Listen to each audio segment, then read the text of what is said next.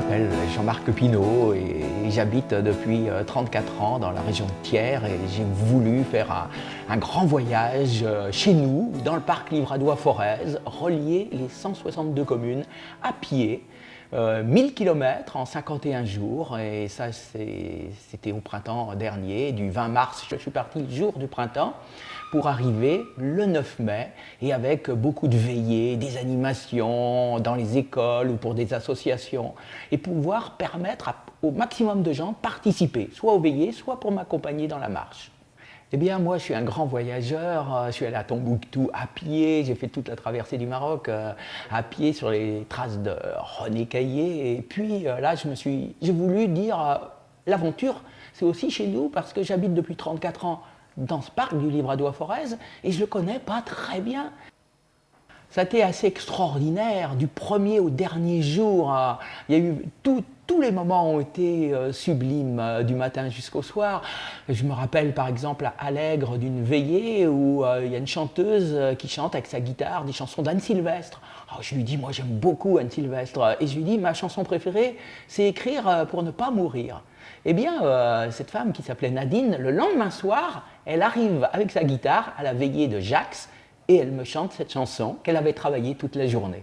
Ça, c'est un beau cadeau et ça, j'en ai eu vraiment tous les jours. Je me rappelle aussi de Fernande qui m'a préparé un pique-nique le lundi de Pâques. Jamais j'ai mangé un aussi bon repas. Ça a été extraordinaire à Domèze. Au Demezou Bar, à 10h30, d'ailleurs le patron, c'était son jour de fermeture. Il a ouvert, on était une quinzaine de personnes et là, à la fin, il y a quelqu'un qui me donne un petit papier et on me dit, ah mais c'est le patron de l'auberge de CU et il y avait marqué bon pour un repas et tout. Voilà, donc ça a été extraordinaire. J'ai été très souvent accompagné, parfois, je donnais rendez-vous le matin à 8h30, tout le temps devant la mairie de départ. Parfois il y avait 15 personnes, parfois il y en avait 3 qui faisaient soit un petit bout de chemin pour m'accompagner jusqu'à la sortie du bourg, ou qui faisaient toute l'étape entière. Donc j'ai eu parfois 10-20 personnes qui ont fait l'étape entière. J'ai eu des maires, ça a été assez extraordinaire. Et j'étais content aussi de me retrouver seul. Je me rappelle par exemple au début, les 2 premières journées, j'ai eu beaucoup de monde et puis Escoutou, départ de la 3e étape, eh bien là, 2 élus m'accompagnent jusqu'à la sortie du bourg et puis je monte le petit chemin raide, voilà, et là j'étais tout seul et très heureux, très content de me retrouver seul. En voyage à pied, voilà, c'est là que je suis le plus heureux parce qu'on ne s'attache pas aux biens matériels, on est vraiment en lien avec l'essentiel. On est aussi devenu une société vraiment hyper technicienne et là on a un contact privilégié avec la nature, on a tous les sens en éveil.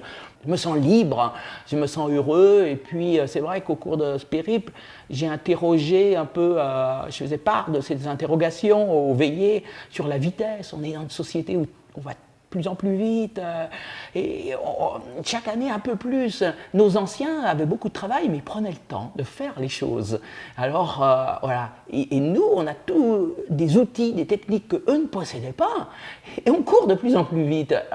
Pourquoi? Pour le profit de qui? Enfin voilà, j'ai interrogé beaucoup cette notion de vitesse et puis la notion de richesse. Pour moi, voilà, on a tous besoin d'un toit, on a tous besoin de quoi manger et puis ici dans notre pays de chauffage l'hiver.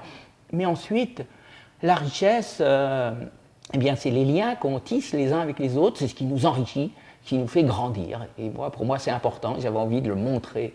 Cette marche dans le Livradois-Forez, c'était un gros travail en amont, parce que j'ai contacté énormément de personnes, les veillées, tout ça, je me suis appuyé sur beaucoup de gens sans qui ça n'aurait pas pu se réaliser. Quand je suis parti, le 20 mars, il y avait seulement 3 lieux où je ne savais pas où j'allais dormir, et puis ça s'est solutionné en cours de...